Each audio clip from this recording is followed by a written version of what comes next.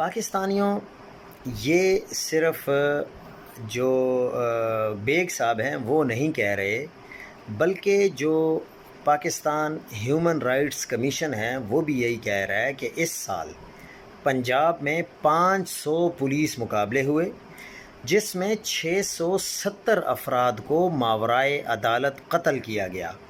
یہ کون see good governance ہے؟ کیا پاکستانی قوم اس گورننس کو گڈ گورننس سمجھتی ہے؟ پہلے کسان کی گندم خریدی نہیں، اب قیمت مقرر کر دی گئی ہے۔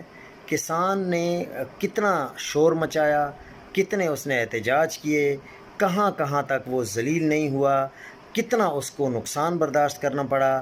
ایک اندازے کے مطابق کم از کم 21 ارب روپے کا کسان کو نقصان پہنچایا گیا ہے۔ میڈیا میں پہلے LNG پر پروگرام ہوتے تھے، آج 700 روپے ٹماٹر فی کلو ہیں، لیکن اب سارا میڈیا خاموش ہے۔ کیا میڈیا پاکستانی عوام کے ساتھ انصاف کر رہا ہے؟